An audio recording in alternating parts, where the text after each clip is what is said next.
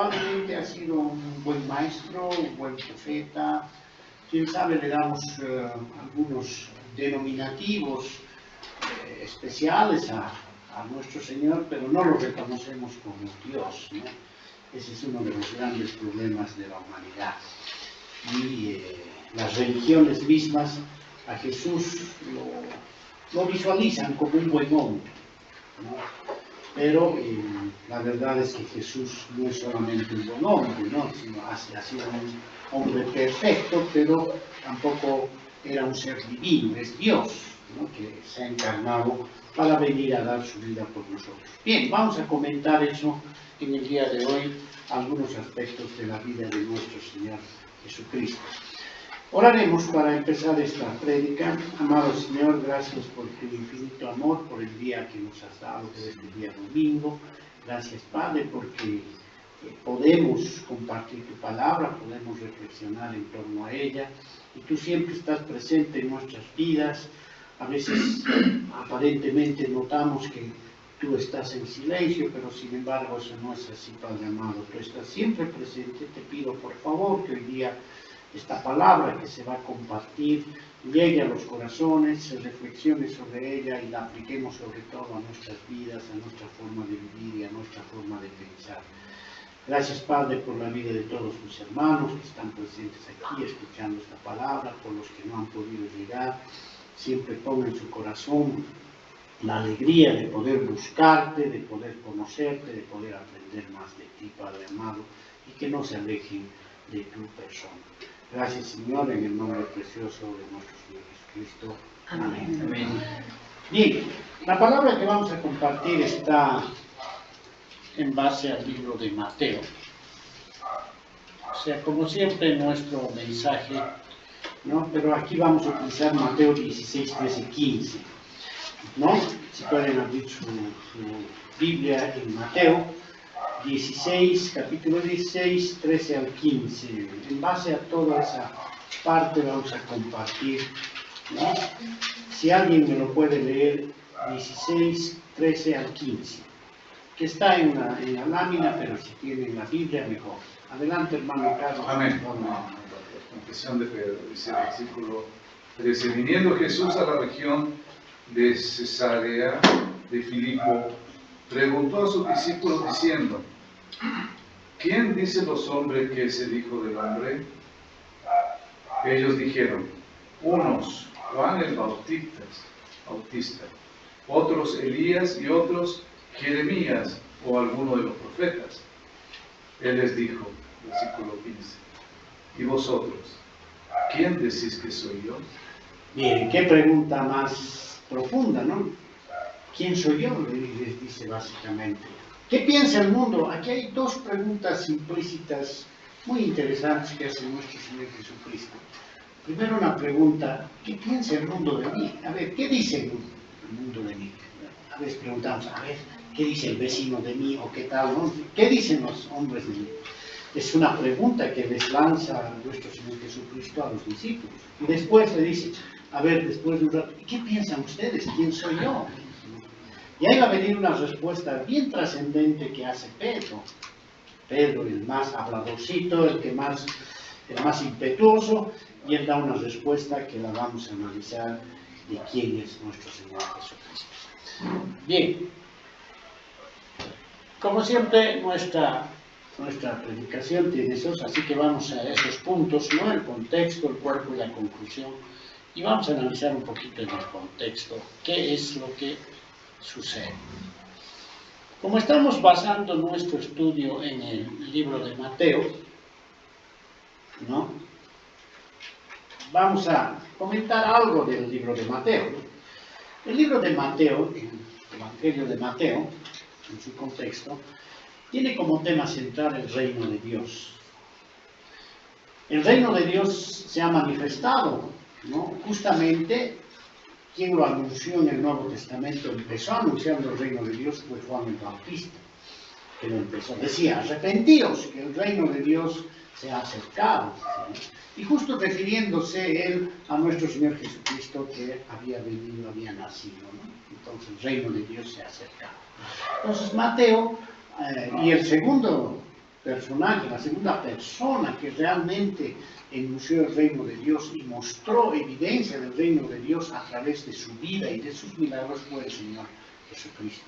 Fue el que mostró que el reino de Dios realmente se me acercaba. Entonces, Mateo trata de ilustrar todo este contexto de la vida de nuestro Señor Jesucristo, su vida, su muerte, su resurrección aquí en la tierra, qué es lo que ha hecho. Y este libro está particularmente dirigido al pueblo judío, ¿no? El pueblo judío esperaba con ansias la venida del Mesías.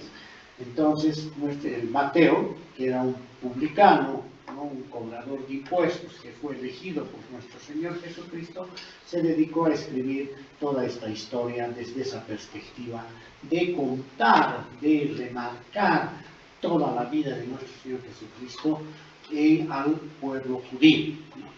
La fecha de escritura más o menos está por el 60 después de Cristo, después de que ya murió nuestro Señor Jesucristo, y el autor es pues este publicano, este cobrador de impuestos Mateo, que se llamaba Leví, que luego de haberse convertido cambió su nombre a Mateo, ¿no? El lugar obviamente es Palestina, ¿no? Entonces, esta escritura de Mateo surge después de 400 años de silencio. Malaquías es el último profeta en el Antiguo Testamento, y desde que profetizó Malaquías hasta el libro de Mateo, hasta la época en que se escribió el libro de Mateo, o hasta la venida en realidad de nuestro Señor Jesucristo, pasaron 400 años. Y todo el mundo dice, ¿qué ha pasado con Dios esos 400 años? Estaba en silencio. Evidentemente, Dios no se había manifestado a través de profetas, etcétera, etcétera, pero Dios nunca está en silencio y nunca está callado, siempre está obrando, así que hay que tener presente eso. Seguramente Él estaba, ¿no?, planificando cómo iba a ser la venida de nuestro Señor Jesucristo a la tierra, ¿sí? Entonces, todo este tiempo, el control de la tierra había pasado de los medo-persas hacia los romanos. Los romanos eran los que estaban dominando el planeta, y Mateo, en ese contexto del mundo romano, como recaudador de impuestos, que era su primera profesión y después se convirtió en discípulo de Cristo, pues escribió este libro para remarcar, para relatar lo que nuestro Señor Jesucristo había vivido aquí en la tierra, y sobre todo para decir que el reino de los cielos se había acercado al mundo. El contenido del libro tiene 28 capítulos. El capítulo 1 al 4 relata el advenimiento del rey, inclusive su genealogía, de dónde viene nuestro Señor Jesucristo. Hay solo 2 evangelios que relatan la genealogía de nuestro Señor Jesucristo, el Evangelio de Mateo y el Evangelio de Lucas, uno desde la perspectiva de José, del padre biológico, no biológico, del padre humano de nuestro Señor Jesucristo, y otro desde la perspectiva de María, su madre biológica en este caso, ¿no?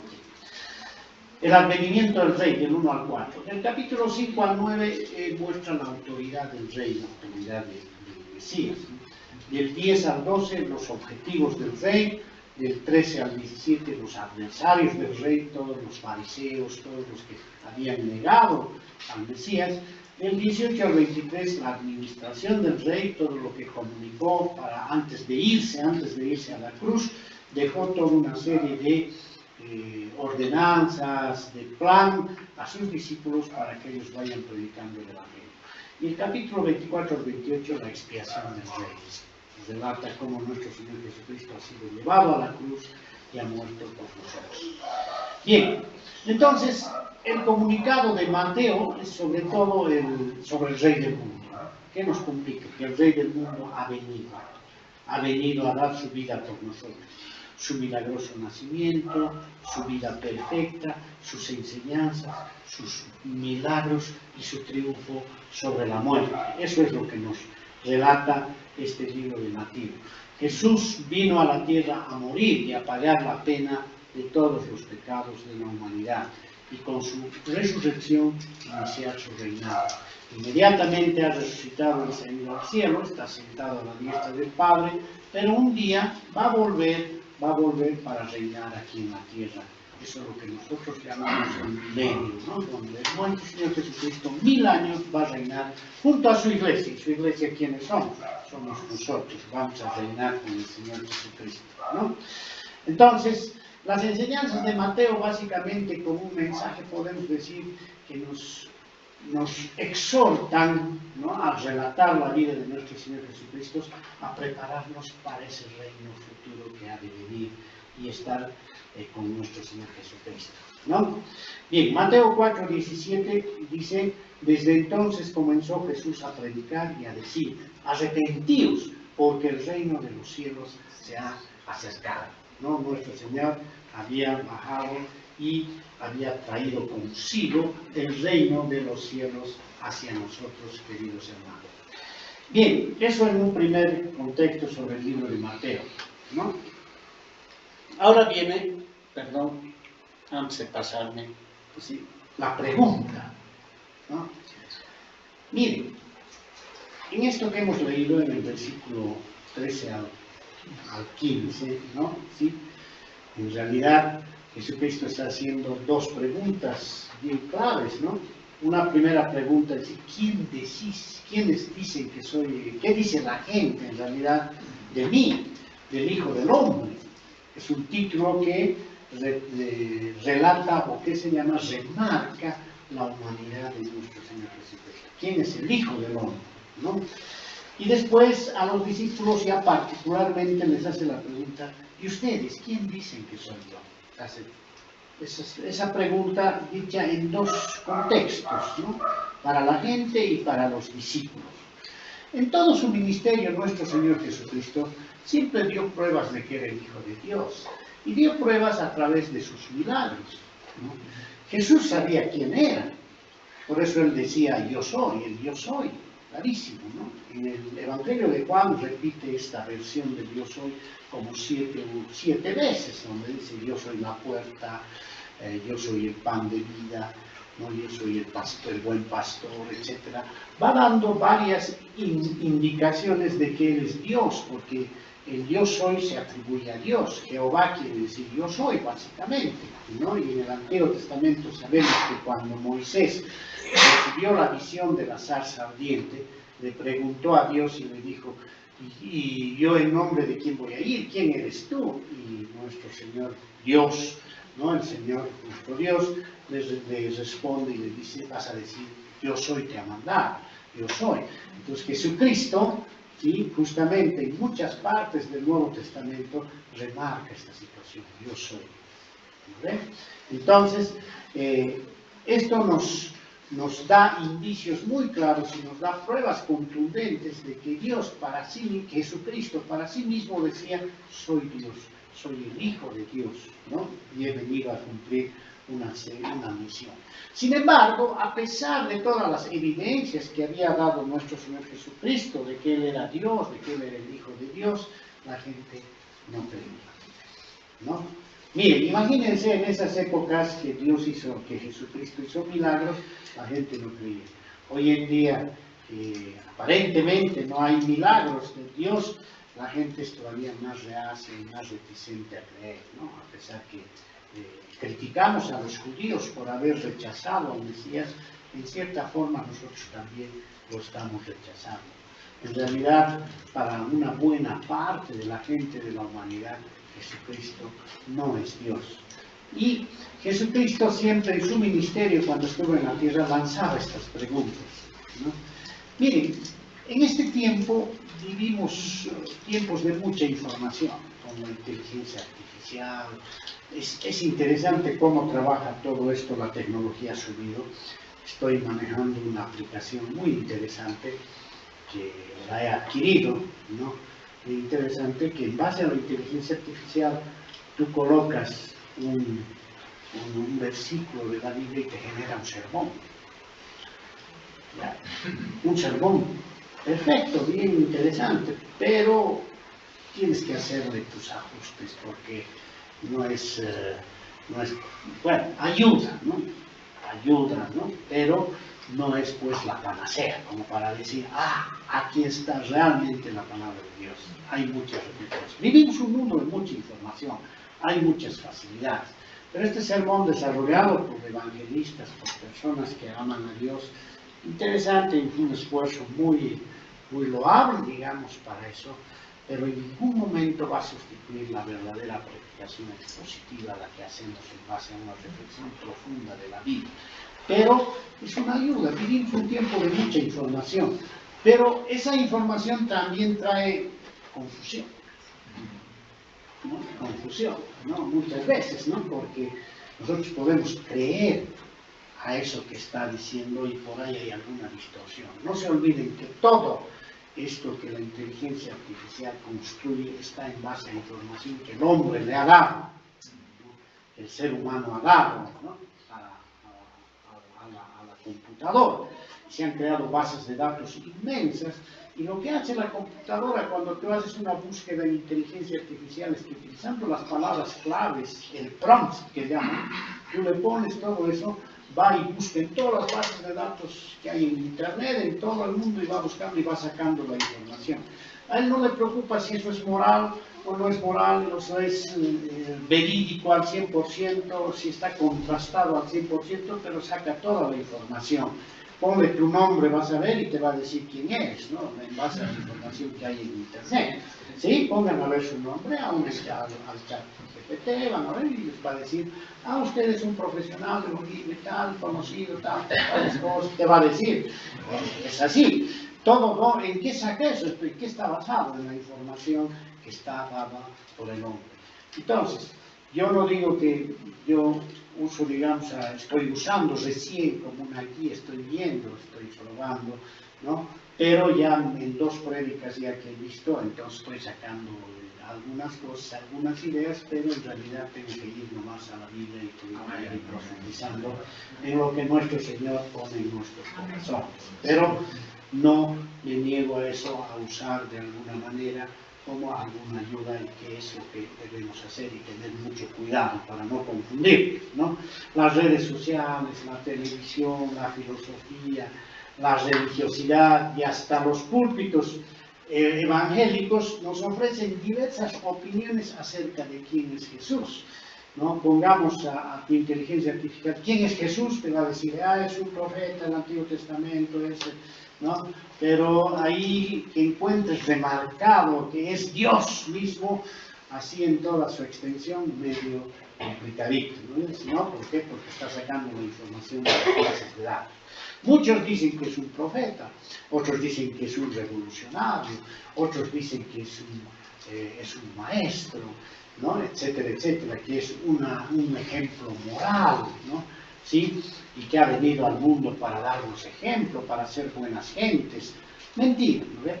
Jesucristo no ha venido al mundo, como dice el pastor, en paz descanse, Rabbi Zacharías, en uno de sus libros, ¿no? De quien creó a Dios, eso se llama su libro, les aconsejo que lo lean. Él dice muy clarito, ¿no? Que Jesucristo no ha venido al mundo a hacernos buenas gentes, a hacernos buenas personas, no ha venido a eso, ha venido a darnos vida, ¿no? Ha venido a rescatarnos de la muerte, ¿no? No te acercas a Jesucristo para ser buena gente, ¿no? Eso creen las personas, ¿no? Es un ejemplo moral, ¿no? Señor Jesucristo, ¿no? Él es perfecto, Él ha cumplido toda la ley, Él cumple todos los mandamientos, pero en realidad ha venido a darnos vida. Por eso Él dice, yo soy la vida, yo soy la resurrección y la vida, ¿no? El que cree en mí, aunque esté muerto, vivirá. ¿No ve? Eso dice. Entonces, la pregunta de quién es Jesús, ¿no? Es una pregunta clave en la religión, ¿no? Y la respuesta debe salir del corazón. Cuando nuestro Señor Jesucristo le dice a los discípulos, ¿y vosotros quién decís que soy yo? ¿Sí? Hoy te hago yo la misma pregunta. ¿Quién dices que es Jesús para ti? Te hago la misma pregunta. Si Jesucristo estuviera aquí y nos preguntara, ¿quién decís que soy yo? ¿Quién les responderías? No me respondas a mí. Vas a ir, vas a responder en tu casa, te vas a mirar al espejo, vas a decir, ¿quién es Jesucristo para mi vida? ¿No? Esta pregunta no es opcional. Esta pregunta es clave porque define qué cosa. Define tu eternidad y tu destino final. Depende de quién consideres que es Jesús para tu vida, ¿no? Tu vida eterna va a estar garantizada o no. ¿Sí? Depende de lo que creas, ¿no? La respuesta correcta a esta pregunta no viene del intelecto. no viene del estudio, de la filosofía. Voy a estudiar la Biblia para responder quién es Jesús. No, en realidad la pregunta viene del corazón. Evidentemente hay que estudiar la Biblia para conocer a Jesús, quién es cierto, pero la pregunta, como vamos a analizar más adelante cuando Pedro responde, ¿sí? Es una revelación la respuesta que viene de nosotros, ¿no? Dios pone la respuesta en nuestros corazones. Para nosotros, ¿quién es Jesús? Es Dios, es nuestro Señor, nuestro Salvador, ¿no? Y que la declaramos desde una perspectiva de una verdadera fe, ¿no? Pedro lo expresó así cuando le preguntó. ¿Qué dijo Pedro? Cuando Jesucristo preguntó a los discípulos, ¿quién decís que soy yo? Ahí les respondió Pedro y le dijo, tú eres el Cristo, el Hijo del Dios viviente, le dijo así, ¿no? ¿Para ti es eso? Amén. La pregunta, o todavía es un buen maestro, un buen tipo, una buena persona, ¿no? O es mi solucionador de problemas, o es un gran profeta. ¿Qué es realmente para ti nuestro Señor Jesucristo? Ahora, por ahí dices, ¿no? Jesucristo es mi Señor y Salvador, pero ¿vives tú tu vida como si Jesucristo fuera tu Señor y Salvador? ¿O realmente es una recitación de memoria que estás diciendo? Eso tenemos que tenerlo presente y sobre eso vamos a reflexionar ahora. ¿Ya? Bien.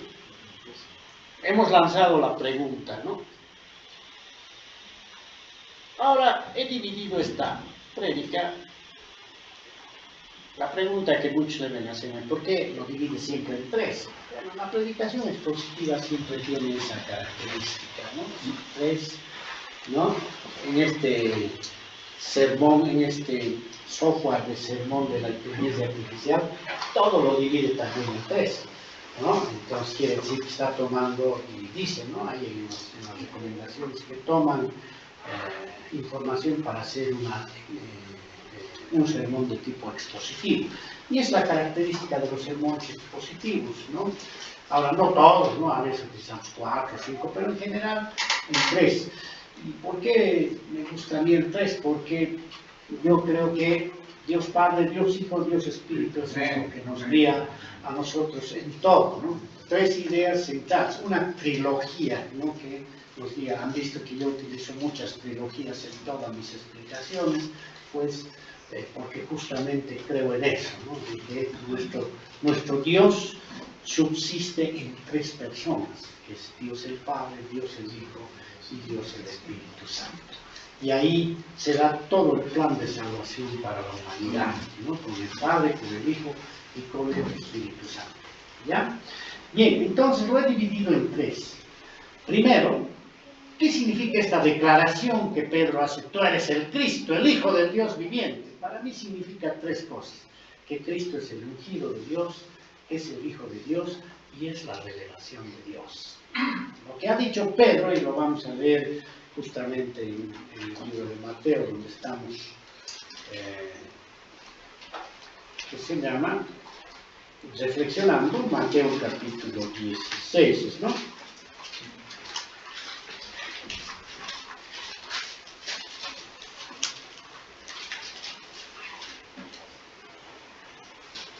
La confesión de Pedro. Entonces, vamos a dividirlo así. El ungido de Dios es la primera partecita cuando dice tú eres el Cristo, ¿no? Y el capítulo, el versículo 16, la segunda parte, el Hijo del Dios viviente, ¿no? A esa parte se refiere. Y el versículo 17, que lo voy a leer, dice, entonces le respondió Jesús, bienaventurado eres Simón, cuando que Pedro respondió, ¿no? Y dijo, tú eres el Cristo, el Hijo del Dios viviente, en el versículo 16, en el versículo 16 Jesús le dice, bienaventurado eres Simón, hijo de Jonás, porque no te lo reveló carne ni sangre, sino mi Padre que está en los cielos. ¿No? No le dijo, eso te ha nacido de que has estudiado un poco más, has ido a la universidad, a Harvard, o has ido a tal otro lado, etcétera, no, o has leído algunos libros, nada, no, sino ¿quién te ha revelado de que tú me has dicho Cristo, Hijo del Dios viviente? Te lo ha revelado mi Padre que está en los cielos. Y desde arriba viene esa revelación, ¿no ven? Entonces, cuando nosotros realmente creemos que Cristo es el Hijo del Dios viviente, ¿no? En realidad no es nuestro atributo que lo hemos entendido así, sino que Dios nos los ha revelado, ¿no? De alguna forma nos los ha revelado. ¿A través de quién? De su Espíritu Santo. Ahí está el trabajo de la Trinidad, ¿no? ¿Sí? Muy bien. Entonces vamos a ir analizando primero el ungido de Dios, ¿no? Cuando Pedro dice, ¿no? Cuando Pedro dice el ungido, quiere decir el Mesías, ¿no? La palabra griega Christos se traduce como Mesías, ¿no? Ahí está, ¿no? Existe ungido. Y que se refiere al elegido, al Hijo de Dios. A ese Hijo de Dios que ha sido enviado al mundo para salvar a la humanidad. Según el Nuevo Testamento, Jesús de Nazaret es el ungido, es el Cristo, es el Mesías, ¿no? Eso está replicado en muchas partes de los Evangelios y los libros del Nuevo Testamento. Por ejemplo, en Juan 1:41 nos dice que que Jesucristo es el Mesías. En Hechos 9:22, en Hechos 17:2-3, en Hechos 18:5, en Hechos 18:28, ¿no? Lucas 4:18, en todas esas partes ustedes van a encontrar, ¿no?, que nuestro Señor Jesucristo es el Cristo, es el Mesías prometido, el Mesías que se había prometido en el Antiguo Testamento. Entonces, el nombre personal de nuestro Señor es Jesús, ese es su nombre personal, ¿no? ¿Y quién le puso el nombre a nuestro Señor Jesús? Fue el ángel que le dijo, ¿no? Vino y le dijo, se llamará Jesús. ¿Y Jesús qué quiere decir? Jehová salva. Quiere decir Jehová salva. El nombre personal de nuestro Señor Jesucristo también tiene una significancia, ¿no? Y así fue declarado en el Nuevo Testamento. Ese es el nombre humano de nuestro Señor Jesucristo y que se caracteriza obviamente a toda su naturaleza humana, a toda su reencarnación, Jesús. Pero asociado a su divinidad, como el enviado, como el Mesías, se utiliza la palabra Cristo, que representa su carácter divino y que Él es Dios y que proviene de Dios. Él es el verbo, Él es el logos comunicado, ¿no? El logos, ¿qué quiere decir? La doctrina, la enseñanza, ¿no? Por eso muchas veces en algunas iglesias dicen, aquí no se habla de doctrina, aquí hablamos de práctica, de lo que sea, ¿no? Y estamos cometiendo un error terrible, porque si quitamos la doctrina, quitamos al logos, o quitamos a Cristo, porque Cristo es la doctrina de Dios, es la que ha traído. Él dice, no, mi doctrina, la doctrina que yo hablo no es mía, sino viene del Padre que me envió. ¿Sí? Entonces, él ha traído la doctrina. ¿Y qué quiere decir la doctrina? La palabra doctrina, ¿no? Aparte, logos se traduce como doctrina, pero la palabra doctrina es didascalía, que quiere decir enseñanza. Jesucristo ha venido a enseñarnos, ha venido a traernos el pensamiento del Padre, ¿no? Por eso se le dice el verbo, la palabra, ¿no?, a nuestro Señor Jesucristo. Cristo el ungido, el que estamos hablando, al que Pedro le dice, tú eres el Cristo, es el yo soy. Y la palabra yo soy, ¿de dónde viene? De Jehová, de Yahvé, del tetragramatón, ¿no? Y-H-W-H, que quiere decir Yahvé, que se traduce como Jehová, añadiéndole las vocales, ¿no? El tetragramatón, y que significa yo soy el que soy, básicamente, lo que respondió Dios a Moisés en la zarza ardiente. Y ahí está diciendo cómo se traduce el autoexistente, el eterno, el que siempre ha existido. ¿No ven? ¿No? Como dice Juan 1:1-3, ¿no? En el principio era el verbo, y el verbo era con Dios, y el verbo era Dios, ¿no? Este era en el principio con Dios, todas las cosas por Él fueron hechas, y sin Él nada de lo que ha sido hecho fue hecho. ¿Qué nos está diciendo? Que Cristo nunca ha sido una criatura, alguien creado, nunca, ¿no? Él es Dios, siempre ha existido, es preexistente, es el Jehová del Nuevo Testamento, siempre ha existido y es eterno, ¿no? Por eso dice, en el principio era el verbo, siempre ha estado el verbo, siempre ha estado Cristo, y el verbo era con Dios, estaba con Dios, y el verbo, además de estar con Dios, de ser otra persona diferente de Dios, era Dios, o sea, es Dios, ¿no? En otras palabras, ¿no? Entonces ahí nos está dando lo que significa la Trinidad misma, ¿no? Los dos elementos fundamentales de la Trinidad, que es el Padre y el Hijo, ¿no es verdad? Entonces, y además dice, todas las casas por Él fueron hechas, sin Él nada de lo que ha sido hecho fue hecho, o sea, todo se ha creado por Él, o sea, Cristo es el creador de todo, porque es Dios, pero lo hizo a través de un agente operativo que también es Dios, que se llama, ¿qué cosa? Espíritu Santo, ¿no ve? Miren cómo la Trinidad se va conjugando en todo este contexto, ¿no ve? Que estamos destacando. Hay dos características fundamentales que debemos entender cuando Pedro se refiere a nuestro Señor, a Jesús, y le dice, tú eres el Cristo, su preexistencia y su eternidad, ¿no? Al ser el Cristo, Él es preexistente, ¿no? Y al ser preexistente, es su existencia, que siempre ha existido desde antes, y su papel activo en la creación. Él ha tenido un papel activo en la creación y en el sustento del universo, ¿no es verdad? Dios no solamente es creador, esa es la providencia de Dios, no solamente es el creador, es el sustentador. No es que nos ha creado y nos ha dejado, ahora hagan lo que quieran, que mucha gente dice, ¿no? Dios nos ha creado, ahora es tu responsabilidad, haz lo que quieras. Dios siempre sigue sustentando a todo el universo, porque si Él no lo sustentaría ya nos habríamos destruido con seguridad, amados hermanos. Si Dios no estuviera presente, ¿no? Y la obra de Cristo no estuviera en nuestras vidas, ya el hombre se hubiera destruido, ya estuviéramos extinguidos, yo creo, si no fuera así. Es la gracia de Dios que nos sustenta. Segundo, su eternidad, que demuestra su autoridad absoluta y que Él fue ungido para cumplir la obra salvadora en este mundo, la obra de redención en el mundo, amados hermanos.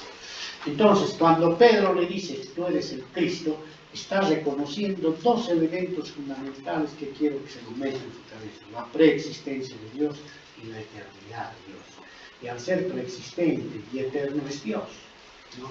No podemos nosotros decir, ay no, ¿quién es preexistente? ¿Quién es eterno? No. ¿Quién creó pues a Dios? Nadie, nadie lo ha creado. Él siempre ha existido por toda la eternidad. ¿Y quién creó a Cristo? Nadie, ¿no? Él siempre ha existido junto con el Padre por toda la eternidad. Entonces, Pedro se refiere a eso cuando le dice, tú eres el Cristo, ¿no? El preexistente. En segundo lugar, le dice, tú eres el Hijo del Dios viviente, le dice, ¿no? En segundo lugar, ¿no? Bueno, primero, antes que nada, antes de entrar a lo que puede ser Hijo del Dios viviente, ¿qué significa también Cristo? Que es el cumplimiento de la promesa, el prometido, ¿no? La palabra Cristo, queridos hermanos, no es el apellido de nuestro Señor Jesucristo, porque muchos dicen, Jesucristo, Jesús es su nombre, Cristo es su apellido. No es así, ¿no? Sino Cristo es su título divino, ¿no? Es su título divino. Desde el Antiguo Testamento el pueblo esperaba a este ungido de Dios, siempre lo esperaba. Voy a nombrar algunos versículos del Antiguo Testamento donde realmente, ¿no?, está la promesa de que Cristo iba a venir. Por ejemplo, Isaías 7:14 dice que Él es el Emanuel prometido. Emanuel, la palabra Emanuel, ¿qué quiere decir? Dios con nosotros. Dios está presente con nosotros, ¿no? Entonces, fíjense, Él ya estaba diciendo que Dios iba a estar con nosotros a través de que una virgen iba a tener un hijo, ¿sí? Un hijo que iba a ser el Mesías prometido, ¿no ve? Entonces, en Isaías 7:14 está prácticamente el profeta, el gran profeta llamado Isaías, está profetizando la venida del Mesías. En Isaías 9:6 lo llamó admirable, consejero, Dios fuerte, Padre eterno, príncipe de paz. El que ha de venir va a ser el Dios fuerte, el consejero. Otra promesa de que iba a venir el Mesías.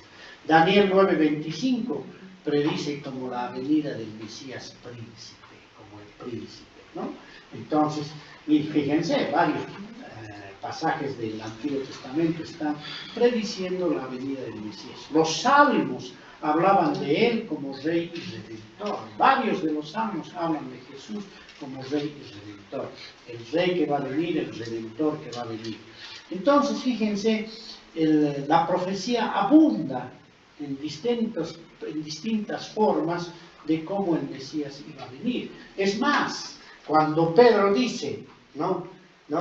Jesús le dice en realidad, tú eres el Cristo, tú eres el Hijo del Dios viviente. Lo único que estaba haciendo es repetir lo que había oído de las profecías antiguas. Y en realidad, ¿qué le está diciendo a nuestro Señor? Jesús, tú no eres un maestro más, está diciendo. Tú no eres, no. Tú eres el cumplimiento de las promesas eternas. Tú eres el prometido Mesías, está diciendo. Eso es lo que está diciendo Pedro. Tú eres el prometido Mesías. Y esto nos llama pues a una profunda reflexión. ¿Tú realmente crees que Jesús ha sido prometido desde la antigüedad, o es que de pronto ha aparecido en este mundo moderno para ayudarnos, para consolarnos, para decirnos, venid a mí los que estáis trabajados y cargados, y yo os haré descansar, para hacernos descansar? No, realmente trasciende mucho más allá. Es el prometido desde el Antiguo Testamento, desde la profecía que decía que Él era el Dios que iba a venir y se iba a reencarnar para hacer nuestra salvación. Nuestra esperanza, hermanos, no está en lo que el mundo ofrece, ni en las soluciones humanas. Nuestra esperanza está en este Mesías prometido. Está en la persona de quien ha venido para darnos vida, para darnos salvación, para darnos una nueva vida, porque nuestra vida estaba caída, estábamos muertos en nuestros delitos y pecados. Es para crear esta entidad que se llama Iglesia, que es el cuerpo de Cristo, que es la esposa de Cristo, y que reúne a quienes, a los nacidos de nuevo, a los redimidos por Él, ¿no? De una manera incondicional, ¿no? Muchos judíos creían que el prometido iba a ser un guerrero, ¿no? Que iba a ser un salvador, un Simón Bolívar, que iba a venir y salvar a la tierra de los romanos, del yugo de los romanos, ¿no? Que nos hablen también del yugo de los, ¿qué se llama?, de la derecha o de la izquierda, nosotros podríamos pensar, ¿no? En realidad eso pensaban los judíos. Cuando estaba leyendo la otra vez la alimentación de los 5.000, no solamente eran 5.000 que fueron alimentados por nuestro Señor Jesucristo, porque ahí no se cuentan los hijos y otras personas más. Según la tradición, más o menos llegaban a 20.000 personas que había alimentado nuestro Señor Jesucristo. Imagínense 20.000 personas que vengan, les den comida, etcétera, o que aquí juntemos a todos los transportistas, les demos diésel o lo que sea, y después digan, el que nos ha dado es el Mesías Salvador. Así están nuestros candidatos, ¿no? Vamos a ser el Mesías porque vamos a solucionar el problema del diésel, de la gasolina. Y eso esperaban un poco los judíos. Va a venir alguien que nos va a dar comida, nos va a dar libertad, nos va a dar tal cosa. Pero ese no era el papel de nuestro Señor Jesucristo, venir a ser un guerrero para hacer una revolución y dar libertad al pueblo, como dirían los izquierdistas, ¿no? No es eso, un libertador político. No se trataba de eso, ¿no? Nosotros hoy día fabricamos Cristos a la medida de nosotros, nuestros Mesías propios fabricamos, ¿no? Lo creemos a Cristo un coach, un pacificador, un psicólogo que nos va a dar ciertas orientaciones para tener una vida mejor. Eso es lo que creemos hoy en día, ¿no? Pero Jesucristo vino a reinar y a redimir en realidad, ¿no? Vino a hacer toda una transformación espiritual de nuestras vidas, vino a darnos vida a todos nosotros que estábamos muertos realmente en nuestros delitos y pecados, no heridos, muertos. ¿Qué quiere decir muerto? Que no tienes aliento para nada, para reaccionar. O sea, tú no tienes aliento para buscar a Dios porque estás muerto, no herido. Un herido todavía puede levantar su brazo y pedir una inyección, ¿no? Herido. ¡Ay, dame una inyección! No, espiritualmente nosotros estábamos muertos, ¿no? ¿Quién te ha sacado de esa mortandad? Como a Lázaro, ¿quién ha venido Jesucristo, te ha dicho, ¿no? Rafael, levántate y anda. Y ese poder es el que nos ha hecho levantar y nos ha hecho andar. No es que nosotros hemos reaccionado, de pronto hemos despertado y a la luz, ahora me comporto bien, ahora voy a buscar a Dios, a Cristo. No. Ese es el papel que Cristo ha venido a hacer al mundo. Por eso tal vez no le damos la verdadera dimensión y el verdadero reconocimiento. Entonces te pregunto, ¿tú reconoces realmente a Dios como el Cristo? a Jesús como el Cristo? ¿Lo reconoces como el enviado de Dios para salvarte? ¿O solamente reconoces a Cristo como alguien que es el que te va a ayudar a solucionar problemas, a tener una mejor vida, hasta mejorar tu fe, ¿no? Ciertas cosas. No, Él tiene que ser el Señor, Él tiene que tener la autoridad sobre toda tu vida, el que dirime todas tus cosas, el que define todo para tu vida. Ese es el papel que ha venido a cumplir el Cristo, ¿no? Si no es así, si todavía no crees, es tiempo de arrepentirte y entregarte a nuestro Señor como debe ser, al Cristo como Pedro. Tú eres el Cristo, ¿no? No simplemente un profeta, un coach, un psicólogo, un buen hombre que me va a dar ejemplo de mi vida, un paradigma, un prototipo. No, tú eres el Cristo, ¿no? Entonces, eso tenemos que tenerlo presentes, amados hermanos. Ojalá lo entendamos así y lo practiquemos de esa manera, ¿sí? Bien, el segundo aspecto que quiero comentarte, cuando Pedro dice, tú eres el Cristo, dice, ¿no? Ya hemos comentado por qué le dice el Cristo, y luego le dice, el Hijo del Dios viviente, le dice, ¿no? La segunda parte, el Hijo del Dios viviente, ¿no? Le dice. Entonces, esto que le diga Pedro a nuestro Señor, a Jesús, que le diga, tú eres el Hijo del Dios viviente, no es una expresión poética o simbólica, ¿no? Tú eres el Hijo, en símbolo, sí, eres el Hijo del Dios viviente, me han dicho que eres el Hijo, ¿no? Es una total afirmación de la divinidad de Cristo. Pedro no estaba diciendo, oye, tú eres parecido a Dios, te pareces a Dios, tienes algunos rasgos de Dios. No, le estaba diciendo, Jesús, tú eres Dios, hecho carne. Eres el Hijo, así que has hecho carne, pero eres Dios, ¿no? Eso le estaba diciendo Pedro, ¿no es verdad? No simplemente le estaba diciendo, eres un ser creado, su hijito preferido, el mayorcito de nuestros hermanitos, como dicen los testigos de Jehová muchas veces, ¿no? Ese es el hijo mayor, ¿no? Creado, dice, ¿no? Que ha sido creado como nuestro hermanito mayor, ¿no? Pero no es así, Cristo es Dios, es el Hijo del Dios viviente. Y podemos nombrar algunos pasajes de la Escritura, ¿no? Del Nuevo Testamento, donde realmente se remarca esto. Ustedes lo van a repasar en su casa. Juan 1:1 dice, en el principio era el Verbo, y el Verbo era con Dios, y el Verbo era Dios. Dios. Cristo es Dios. Segundo, Colosenses 2:9, porque en Él habita corporalmente toda la plenitud de la deidad. En Él habita, en Cristo habita toda la deidad, toda la plenitud, ¿no? El pleros, el total de la divinidad, ¿sí?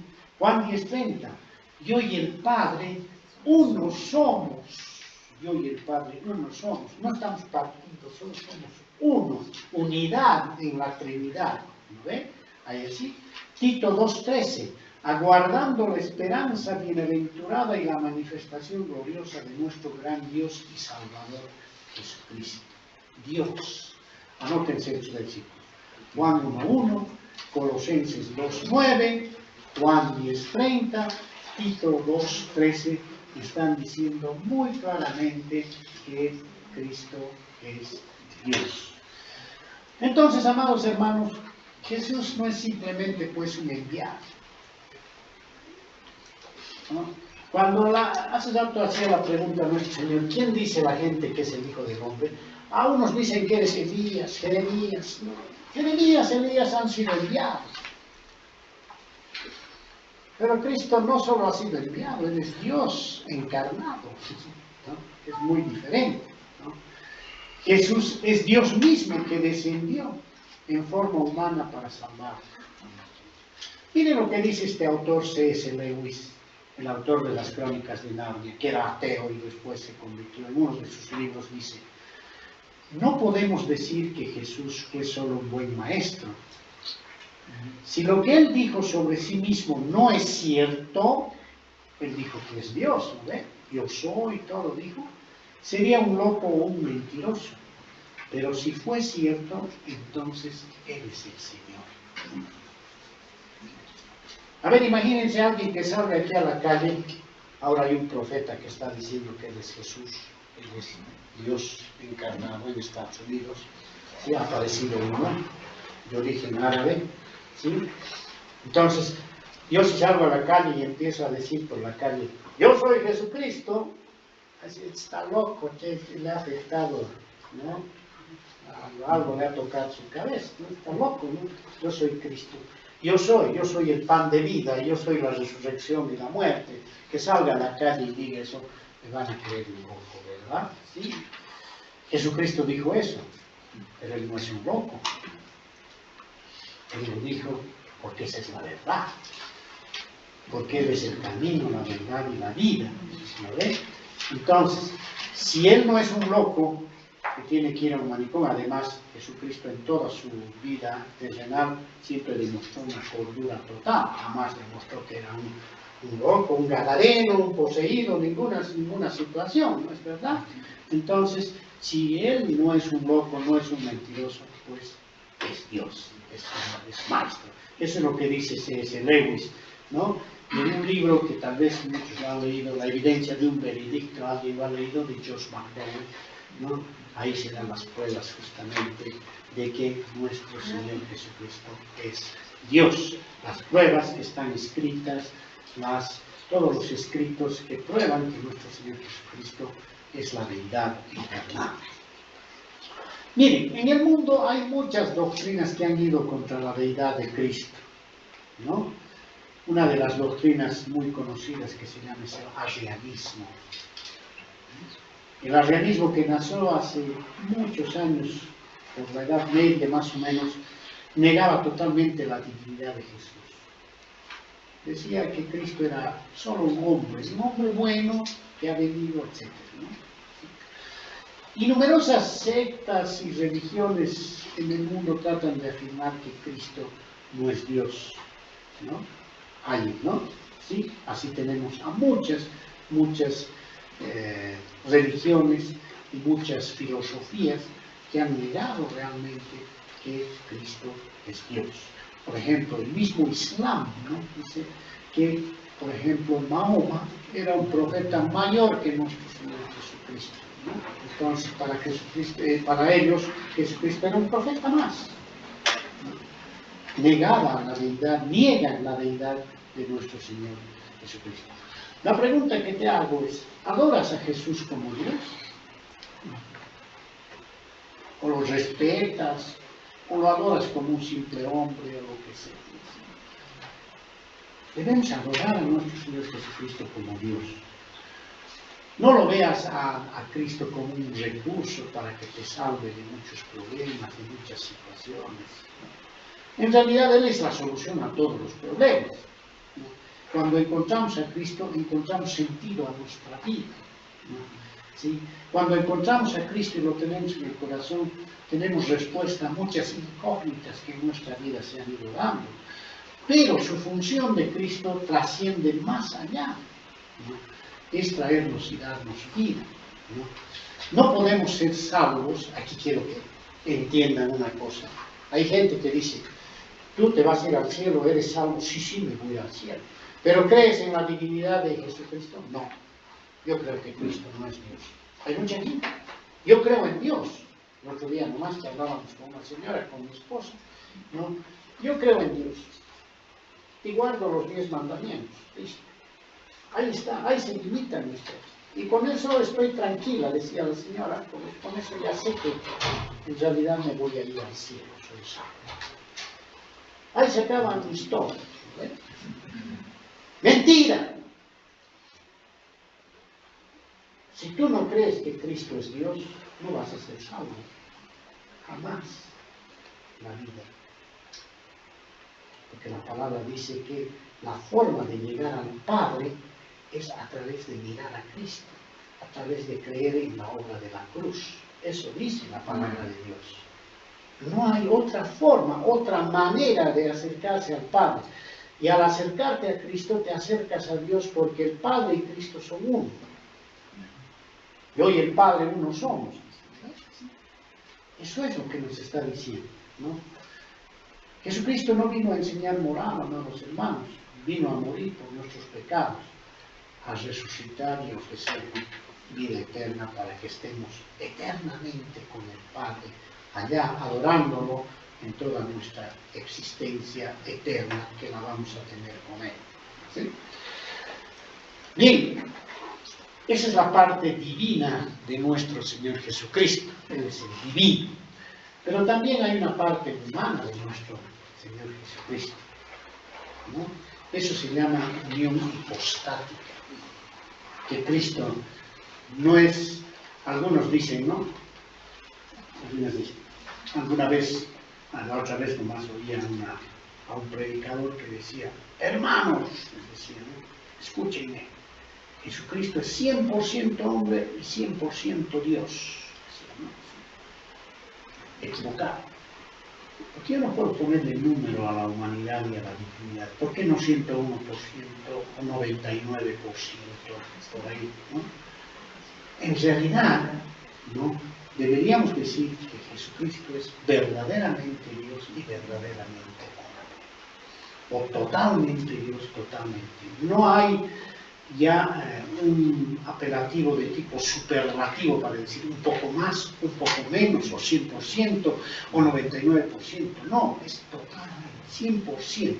Eso lo llamamos nosotros unión hipostática. En Cristo están las dos humanidades, las dos cosas unidas, la divinidad y la humanidad, totalmente unidas, ¿no? Cristo es totalmente hombre y totalmente Dios, ¿no? Entonces, comentemos un poco cuando Pedro dijo, el Hijo del Dios viviente. Al referirse, Hijo está diciendo que iba a venir como ser humano, y Dios viviente, el ser vivo, es eterno y es Dios, ¿no? Está afirmando un poco tanto la divinidad como la humanidad de nuestro Señor Jesucristo, ¿sí? Cristo, nunca se olviden, tiene dos naturalezas, su divinidad y su humanidad.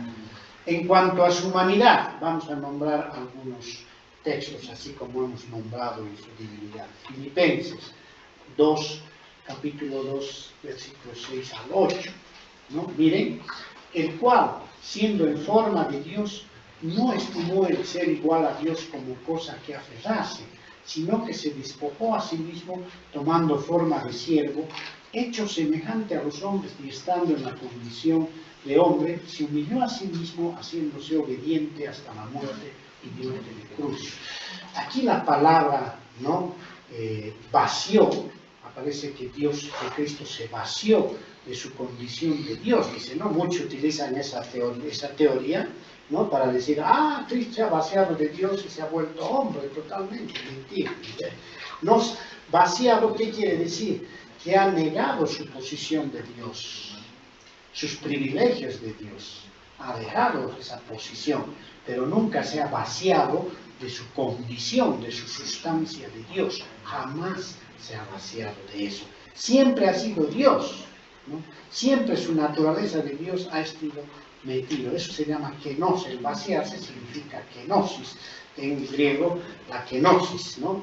Dice que Cristo se vació. ¿De qué se vació? De sus privilegios de rey, ¿no? Es como si fuera un rey de una ciudad, de una población, de una localidad, ¿no? Él es un rey con todos los privilegios, pero se vacía de sus vestiduras, de sus privilegios, pero camina por las calles, pero sigue siendo el rey.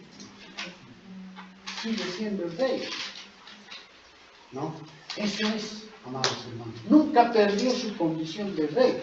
Su vestidura, su humildad en ese sentido, no ha condicionado su pérdida de rey.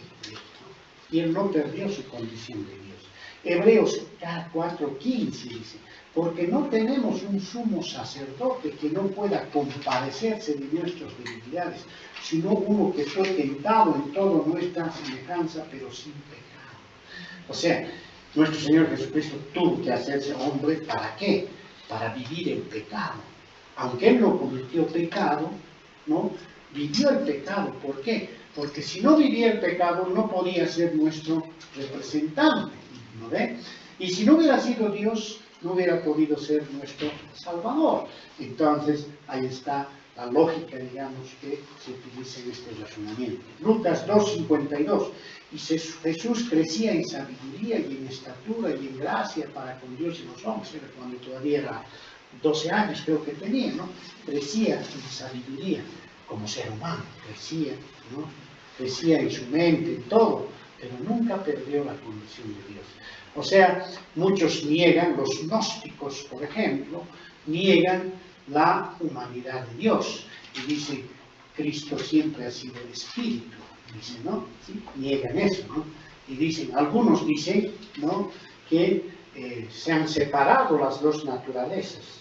Un tiempo ha estado como hombre, otro tiempo ha vuelto como Dios. Mentira, nunca ha habido una separación.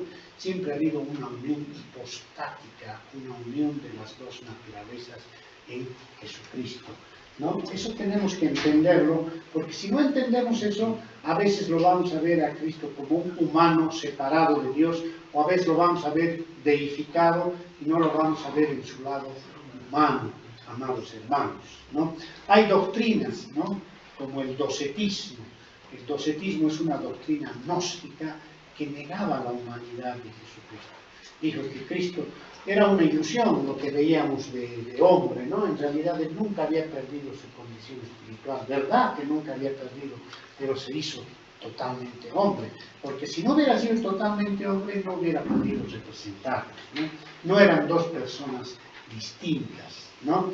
Su humanidad permite que nuestro Señor sea nuestro mediador y nuestro sumo sacerdote. ¿Por qué sumo sacerdote? Porque el sacerdocio se asocia al sacrificio y Él se sacrificó por nosotros, fue el Cordero perfecto. Fue el Cordero perfecto que fue al altar de Dios para ser sacrificado y para redimirnos de todos los pecados. Es nuestro sumo sacrificio perfecto, ¿no? Eso es lo que significa.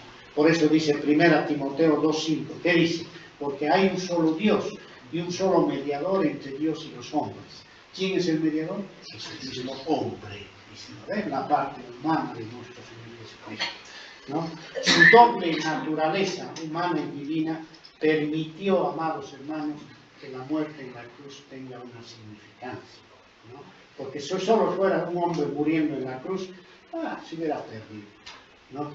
Es Dios hombre muriendo en la cruz, hombre Dios muriendo en la cruz para la redención de los pecados. Eso tiene un valor infinito, suficiente para la salvación de cualquier hombre de la humanidad y del universo, ¿no?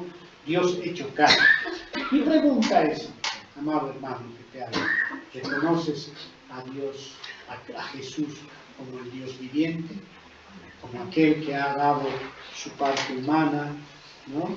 Esa naturaleza humana y conciliada con toda su naturaleza divina para ir a la cruz y morir por tus pecados y salvarte, ¿no? El que ha sido el sustituto perfecto, el que se ha atribuido tu pecado para que tú tengas vida eterna, o estás esperando que tus buenas obras o tus cositas que vas a hacer, mañana me porto bien o lo que sea, voy a ser un buen tipo, voy a ayudar a alguien pensando que te va a llevar al cielo. No, esa es una consecuencia de que realmente lo has reconocido a Cristo como tu Señor y Salvador. Una vez que lo reconoces, recién vas a tener la tendencia a hacer buenas obras que Dios mismo ha preparado de antemano para que tú las hagas en provecho de tu amor al prójimo, ¿no? De tu amor al prójimo, que debemos tener como una consecuencia de haber reconocido a Dios, a Cristo como nuestro Señor y Salvador. ¿Ve? Entonces ahí tenemos el lado divino y humano de nuestro Señor Jesucristo, cuando Pedro le dice, el Hijo del Dios viviente, ¿no? Y lo tercero, si leemos el versículo 17, es bien impactante esto. ¿Alguien me lo puede leer? Mateo 16, 17.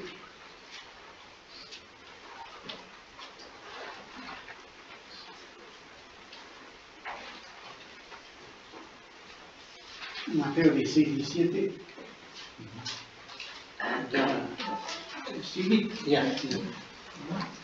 Entonces le respondió Jesús, Bienaventurado eres, Simón, hijo de Jonás, porque no te lo reveló carne ni sangre, sino mi Padre que está en los cielos. Ah, caramba.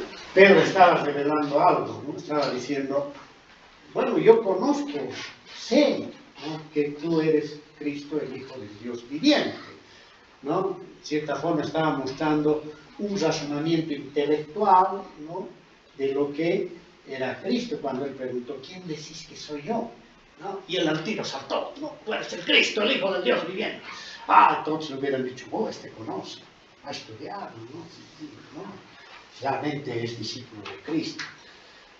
Pero ahí Jesús salta con algo que a mí realmente me fascina, ¿no? Y que nosotros debemos, los cristianos debemos vivir, es la revelación.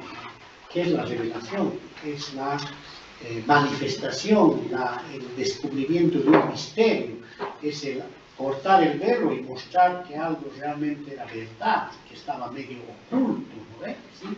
Entonces, ahí Jesús le dice, bienaventurado eres, bendito eres tú, Simón Pedro, ¿no?, hijo de Jonás, porque no te lo reveló, no te lo manifestó. La palabra revelación es apocalipto, que quiere decir manifestación, ¿no? Manifestar algo que estaba escondido. Porque eso que estaba escondido, ¿no?, que estaba así medio latente, no te lo reveló carne ni sangre, no te lo reveló nadie, ¿no?, sino mi Padre que está en los cielos. Amén. Entonces, si tú realmente alguna vez vas a decir Cristo es Dios, todo eso, no te atribuyas que porque has estudiado te has dado cuenta, sino es porque realmente Dios te lo ha revelado. Si realmente sientes en tu corazón que así es, que Cristo es Dios, es tu Señor y tu Salvador, es porque ha habido una revelación milagrosa. El momento que has nacido de nuevo, ha sido revelado en tu corazón que Cristo es Dios. Si no lo crees así, no has nacido de nuevo. Te estás engañando, amado hermano. Te estás engañando. No, todavía vas a creer que Cristo es una buena gente, ¿no?, sino que Cristo es Dios. La tradición nos puede decir, sí, realmente los relatos que las religiones nos dicen, bueno, ¿no?, nos transmiten una pseudo verdad, pero la verdadera, valga la redundancia, la verdad tal cual debe ser, viene del cielo. ¿No? Viene del cielo, ¿no? Los estudios ya son complementarios, ¿no?, pero primero nacemos de nuevo, ¿no ves? Si nosotros a una persona que no tiene a Dios en su corazón, que no reconoce a Dios, a Cristo como Dios, no lo reconoce, le predicamos la Biblia, lee la Biblia a esa persona, no va a entender nada, porque no hay revelación, no hay iluminación, diríamos, ¿no?, del Espíritu Santo. No va a entender, o va a entender otras cosas, va a entender de acuerdo a su propia opinión, a su propio razonamiento, ¿no? Pedro estaba revelando eso porque Dios el Padre había entrado en su corazón y le estaba diciendo, el que tienes al frente es Cristo, es mi Hijo amado, en quien tengo complacencia, ¿no? Eso le estaba diciendo, ¿no? Jesús es el Logos y es la revelación del Padre. Y si no me creen, voy a citar 3 versículos del Nuevo Testamento, ¿no?, que nos hablan justamente de que el conocimiento de Cristo en nuestros corazones nos viene de Dios, ¿no? ¿A través de quién? ¿A través de quién? Del Espíritu Santo, ¿no ve? Él es el agente de revelación del Espíritu. Juan 1:14, y aquel verbo fue hecho carne y habitó entre nosotros, y vimos su gloria como del unigénito del Padre, lleno de gracia y verdad. Jesucristo mostró al Padre, reveló al Padre en toda su gloria y toda su verdad. El que ha visto a Jesucristo ha visto a Dios. Cuando nosotros vayamos al tercer cielo y estemos con el Padre, lo vamos a ver a nuestro Señor Jesucristo. Y ahí estamos viendo a Dios. Porque todos me dicen, ¿cómo será Dios? ¿Cómo lo veré en el tercer cielo cuando nos vayamos? ¿No? ¿Cómo será un Señor de barba? ¿Cómo será? ¿No? En realidad Dios es espíritu, es eterno, pero se ha manifestado en su Hijo. Y el Hijo es la figura humana, la semejanza humana de Dios. Así que lo vamos a ver en Jesucristo y vamos a ver a Dios. Así es, amados hermanos. No vas a ver a otro viejito sentado, a un ser con barba blanca, no, vas a ver a Cristo. Y lo vas a ver en su contexto humano, porque vas a ver hasta sus llagas, todo lo que ha sufrido por ti, en un cuerpo glorificado, lo vas a ver. Y tú también vas a tener un cuerpo glorificado, vas a ser semejante a Él, ¿no? No vas a ser Dios, pero vas a ser semejante a Él. Eso es lo que nos dice la palabra de Dios. Entonces, 1 Corintios 12:3, por tanto, os hago saber que nadie que hable por el Espíritu de Dios llama anatema a Jesús, y nadie puede llamar a Jesús Señor, sino por el Espíritu Santo. Si llamamos nosotros a Jesús Señor, es por el Espíritu Santo. Aquí vemos la acción de la Trinidad. El Padre es el ser revelado, el Hijo es quien lo revela, y a través de la operación del Espíritu Santo. Miren el trabajo de la Trinidad. El Padre es el ser revelado, el Hijo es quien lo revela, a través de quién, de la acción y la operación del Espíritu Santo, el agente operativo. Así se manifiesta el trabajo de la Trinidad, amados hermanos. Si el Espíritu Santo mora en tu corazón, si realmente has nacido de nuevo, ¿no?, revelaremos y mostraremos a Cristo en todo lo que hagamos, mis queridos hermanos. Daremos un testimonio en nuestra existencia. Efesios 1, 17, 18. Para que el Dios de nuestro Señor Jesucristo, Padre de gloria, os dé espíritu de sabiduría y de revelación en el conocimiento de Él, alumbrando los ojos de vuestro entendimiento, para que sepáis cuál es la esperanza a que Él os ha llamado y cuáles las riquezas de la gloria de su herencia en los santos. Mira, hermano, puedes tener una Biblia en tus manos, asistir a una iglesia, saber versículos de memoria y no conocer a Jesucristo. Estar informado de Jesucristo es una cosa. Una cosa es conocer de Cristo y otra cosa es conocer a Cristo. Conocer de Cristo es tener información. Cristo, sí, yo leí los 4 maneras, me decía una persona, conozco de Cristo, conoces de Cristo, pero no lo conoces a Cristo. Eso es diferente. Nosotros primero conocemos a Cristo y después conocemos de Cristo, ya nos informamos todo, ¿no? No conocemos de Cristo para luego conocerlo a Él, ¿no? Eso es muy diferente, amados hermanos. ¿Y quién nos ayuda en ese conocimiento de Cristo, del Espíritu Santo? Nos ayuda tanto en el cambio posicional, cuando nacemos de nuevo, como en el cambio de santificación, cuando vamos estudiando y vamos conociendo cada vez más a Dios. El Espíritu Santo nos va iluminando para que lo vayamos conociendo. Pero previo debemos tener a Cristo en nuestro corazón, ¿no? El Padre, ¿qué se llama? Fue a Pedro quien el Padre le reveló la identidad de nuestro Señor Jesucristo. Y te digo una cosa, Dios quiere revelarse también a ti. Quiero que verdaderamente tú conozcas a Cristo, al Salvador, no solamente al Cristo buena gente, disque perfecto, no, sino a Cristo como Señor y Salvador. Muchos lo tienen a Cristo como Salvador, pero no lo tienen como Señor, ¿no? Y muchos quieren tenerlo como Señor, pero si no lo tienen como Salvador, nunca lo van a tener como Señor. Eso es lo que tiene que suceder, amados hermanos, ¿no? Finalmente, ¿no?, cuando dice, Pedro le dice, Jesucristo le dice a Pedro, bienaventurado eres, ¿no?, hijo de Jonás, Pedro, hijo de Jonás, porque no te reveló carne ni sangre, sino mi Padre que está en los cielos. Significa que esa revelación es suficiente para nuestra salvación. Lo que ha venido a hacer Jesucristo a la tierra, a morir en la cruz, es suficiente. No querramos nosotros añadirles otras cosas, ¿no? A veces nosotros, ese se llama legalismo, nosotros decimos, ya he recibido a Cristo, pero queremos hacer algunas oblitas adicionales, ¿no? Ahora me voy a portar bien, voy a hacer buenas oblitas y con eso voy a ir aumentando, asegurando mi salvación. No tienes que asegurar nada, hermano, ¿no? Lo único que te pide la Biblia es que tú lo tengas a Cristo como tu Señor y Salvador, que lo tengas como Dios, ¿no?, en tu vida. que tengas la confianza en Él. Y el sacrificio que ha hecho en la cruz es suficiente. Cuando te hablan de purgatorios, te hablan de buenas obras, ¿no? Hay teorías dentro de alguna religión, ¿no? La católica maneja la teoría del purgatorio, la doctrina dice que tú te vas a ir con tus pecaditos a un lugar intermedio que se llama purgatorio, ahí vas a estar de acuerdo a tus pecados más tiempo o menos tiempo. ¿Qué estás diciendo? Estás insultando a Cristo, estás diciendo tu obra no es suficiente.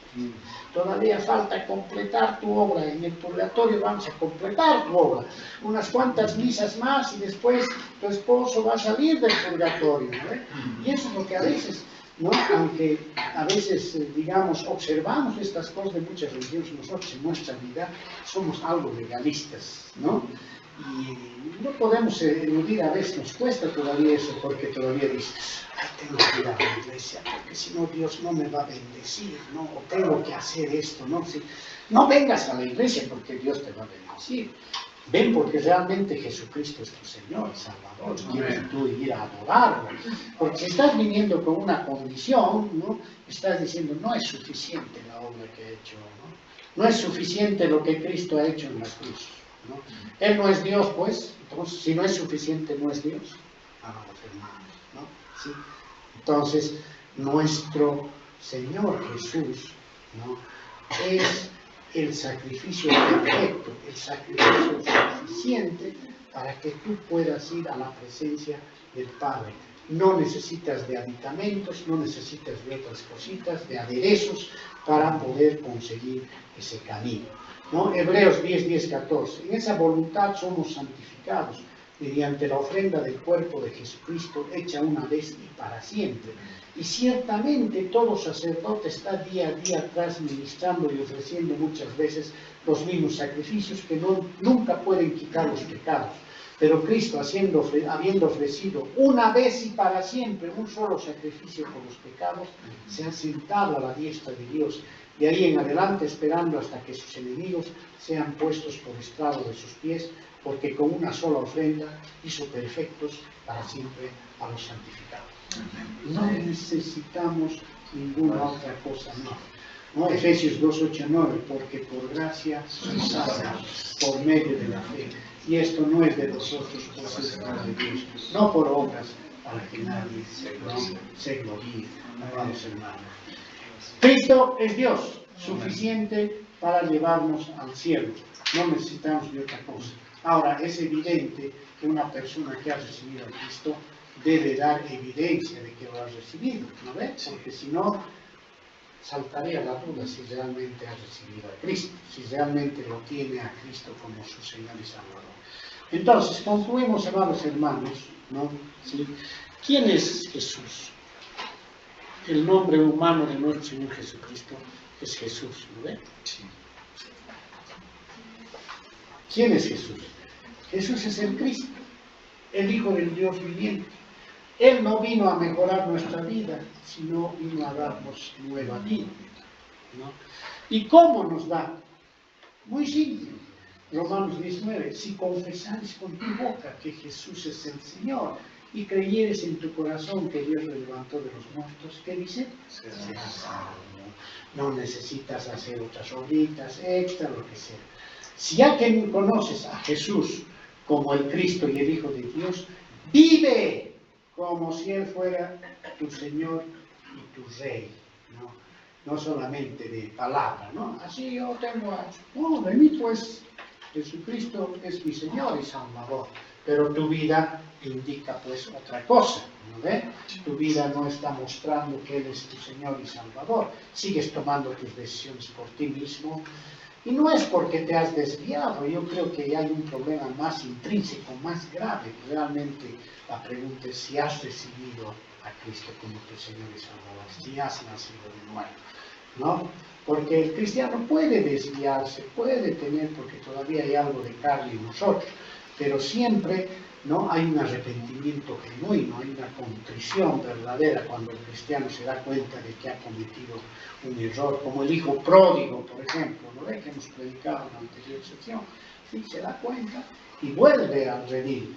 Pero una persona que si realmente se aleja de Dios, la apostasía se llama, los que han escuchado de Dios pero nunca han nacido de nuevo, se alejan y se van y empiezan a insultar a Cristo, a renegar de Cristo. Yo un día estaba en la iglesia, muchos me dicen, ¿no? Apóstatas, muchos me dicen, yo he asistido a iglesias evangélicas, me he dado cuenta que nada que ver, imposible, así. Malos son los cristianos, nos tachan de malos, de todo, nos dicen, no, ¿sí? No ayudan, nada, no, eso no es cristianismo. ¿No? Están equivocados en el concepto, ¿no es verdad? Nunca han nacido de nuevo, ¿no? Están insultando a Dios, están buscando un justificativo para no quedarse con Cristo. En realidad tu justificativo es pobre, le digo, porque siempre has mirado a los hombres, nunca has mirado a Cristo. Los hombres son imperfectos, siempre fallamos en muchas cosas, ¿no? Cristianos, no cristianos, fallamos. No hay perfección en este mundo. La perfección se va a dar cuando Cristo nos recoja, ¿no? ¿Sí? A los cristianos. Ahí se va a dar, ¿no? Vamos a ser completos. Ahí va a completar la obra de nuestro Señor Jesucristo. Así que, amados hermanos, termino esto, ¿no? ¿Quién es Jesús para ti? ¿No? ¿Quién es Jesús para ti? Él es Dios, el Cristo Hijo del Dios viviente, ¿no? ¿Es realmente eso? Quiero que vayas a tu casa, que hagas la pregunta.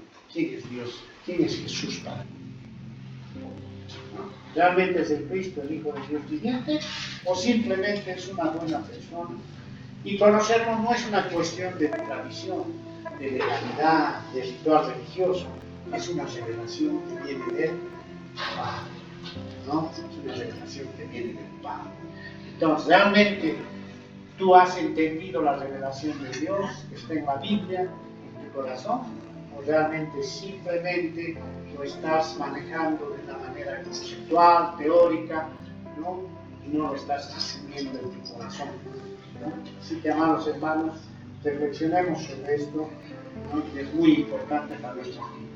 Gracias por escuchar este mensaje. Espero que la semana tenga una semana bendecida y el Señor, Dios, nuestro Dios viviente, nuestro Jesucristo, nuestro Señor y Salvador, guíe todas nuestras decisiones y nuestros caminos. Bien, amados hermanos, ahora vamos a proceder a la Santa Cena. Luego vamos a dar un pequeño presente por el día de la